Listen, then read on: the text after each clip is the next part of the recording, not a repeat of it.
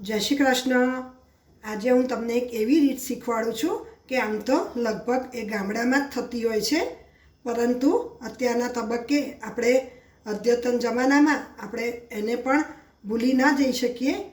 એનું નામ છે માટલા ઊંધિયું, જે હું તમને પ્રેશર કુકરમાં બનાવતા શીખવાડીશ। જેના માટે જોઈશે શક્કરિયા, નાના બટાકા, તુવેરોના દાણા, આમ તો પાપડી જોઈએ, પણ પાપડી ના હોય તો વાલોર પણ તમે લઈ શકો છો, કોથમીર, ફુદીનો, કોથમડું, શિંગદાણા, ગોળ, મીઠું, લાલ મરચું, ધાણા જીરું, અજમો, જીરું, લીંબુ, લસણ ખાતા હોય તો લેવાનું, ના ખાતા હોય તેને સ્કીપ પણ કરી શકાય છે, અને લીલા મરચાં। તો ચલો હવે આપણે માટલા ઊંધિયું બનાવવાનું શરૂ કરીશું। સૌપ્રથમ આપણે એક ગ્રીન મસાલો તૈયાર કરીશું। એના માટે શિંગદાણા લેવા, થોડુંક જીરું નાખવું, થોડુંક મીઠું નાખવું, લસણની કળી નાખવી। મેં લગભગ 8 થી 10 લસણની કળી લીધી છે। થોડું ધાણા જીરું નાખવું, લીલા મરચાં કાપી અને એને નાખવા। આ મસાલો થોડોક તીખો બનાવવાનો હોય છે, એટલે મેં 4 લીલા મરચાં લીધા છે। હવે એમાં આપણે કોથમીર ઉમેરીશું, ફુદીનો ઉમેરીશું। હવે આને આપણે ક્રશ કરી લઈશું। જો આ ક્રશ કરેલો મસાલો તૈયાર થઈ ગયો છે। હવે આ મસાલો આપણે એક બાઉલમાં કાઢી અને એમાં આપણે થોડુંક લીંબુ નીચવીશું અને થોડોક અજમો નાખીશું। હરહંમેશ આ માટલા ઊંધિયામાં અજમો નાખવો બહુ જરૂરી હોય છે, અને બરાબર એને મિક્સ કરી દઈશું। હવે એમાં પિંચ ઓફ સોડા હું નાખું છું અને થોડુંક ઉપર તેલ નાખી દઈશું।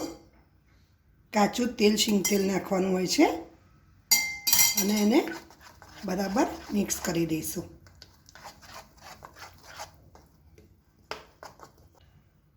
જો આ શક્કરિયાને છોલી અને મેં એના પીસ કરીને રાખ્યા છે, અને બટાકાને છોલી અને એને ભરવા માટે આવી રીતના ઊંધા આવી રીતના કાપા કરી લેવા, જેમાં આપણે આ મસાલો ભરીશું। જો આવી રીતના કાપા કરેલા છે એમાં આપણે આ જે મસાલો છે એ ભરી દઈશું। થોડોક ચમચીથી નાખી અને હાથેથી આપણે પ્રેસ કરી અને ભરી દઈશું।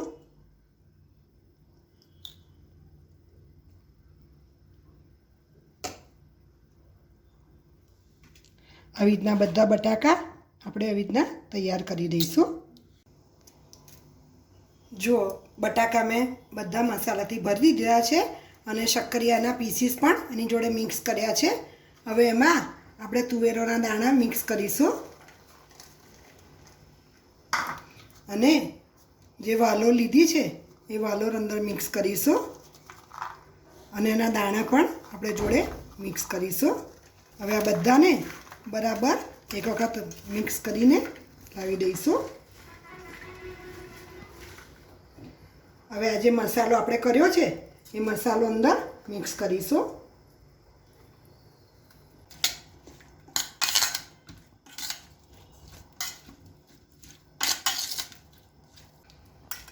જો આપણે જે પેસ્ટ બનાવી હતી એની જોડે આ બધું શાકભાજી આપણે મિક્સ કરી અને તૈયાર કર્યું છે।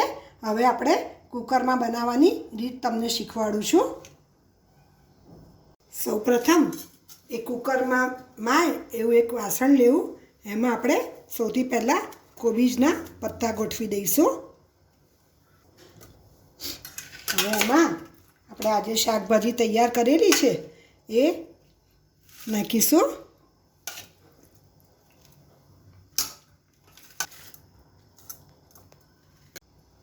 જો આ શાકભાજી મેં એક વાસણમાં બધા મિક્સ કરી અને તૈયાર કર્યું છે। હવે એની ઉપર આપણે થોડાક કોબીજના પાન ગોઠવી દઈશું।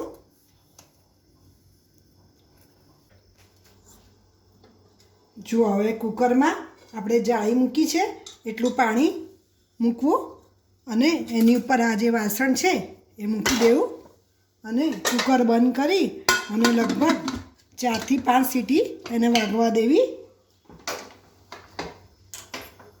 ગેસ ચાલુ કરી અને લગભગ 5 સીટી થવા દેવી.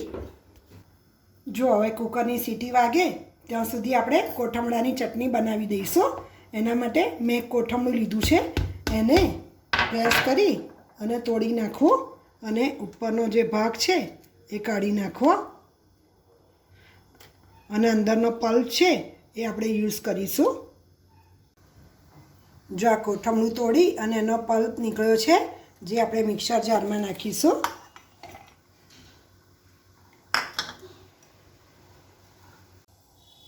હવે એમાં જરૂર મુજબનું મીઠું નાખીશું, આપણે લાલ મરચું નાખીશું. કાશ્મીરી લીધું છે એટલે મેં લગભગ 1 ચમચી લીધું છે. જીરું નાખીશું અડધી ચમચી અને અડધો બાઉલ ગોળ નાખીશું, કારણ કે આ કોથમડું એકદમ ખાટું હોય એટલે એમાં ગોળ સરખો લેવો પડે છે.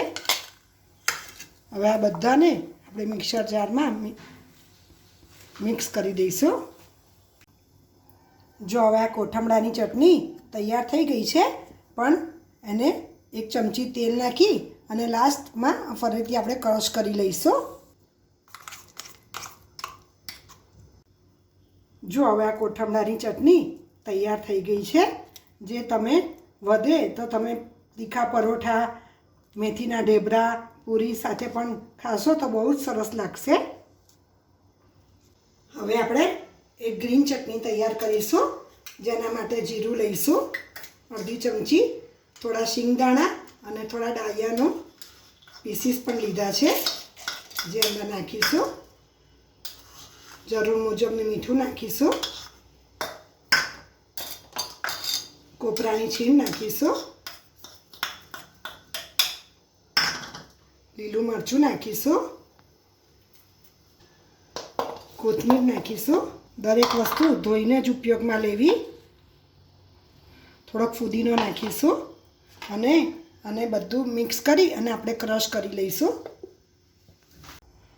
જો હવે આ ચટણી ક્રશ થઈ ગઈ છે, એમાં આપણે અડધું લીંબુ નીચવી અને ફરીથી ક્રશ કરી લઈશું. જો આ ગ્રીન ચટણી તૈયાર થઈ ગઈ છે, જેને આપણે એક વાડકીમાં કાઢી અને તૈયાર કરીશું. જો હવે આપણું માટલા ઊંધિયાનું બફાઈને તૈયાર થઈ ગયું છે, તો ચીપિયાની મદદથી આપણે જે કોબીજના પાન છે એને સાઈડ કરી દઈશું. જો ચપ્પાની મદદથી આપણે સેજ ચેક કરી લઈશું શક્કરિયા ફૂલ બફાઈ ગયેલા છે અને એવી રીતના બટાકા પણ ફૂલ બફાઈ ગયેલા છે, એટલે આપણું માટલા ઊંધિયું લગભગ તૈયાર થઈ ગયું છે.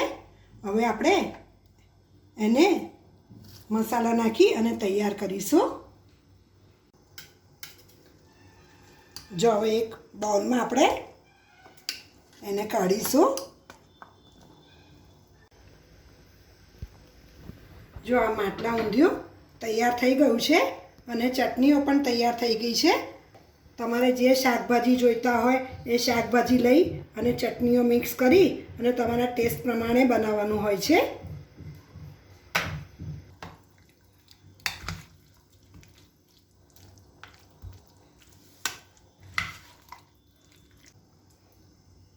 જો આ માટલા ઊંધિયું ખાવા માટે તૈયાર થઈ ગયું છે, જેને મેં થોડું ચવાણું નાખી અને સર્વ કરેલું છે. જો આ બનાવવું કેટલું સરળ પણ છે અને વલસાડમાં ઉબાડિયું પણ કહે છે અને માટલા ઊંધિયું પણ કહે છે. તમે આ ચોક્કસ બનાવજો. જો તમને અમારો વિડીયો ગમ્યો હોય તો એને શેર કરજો, સબસ્ક્રાઈબ પણ ચોક્કસ કરજો અને ચોક્કસ તમારા ઘરે આ શિયાળામાં બનાવવાનું રાખજો.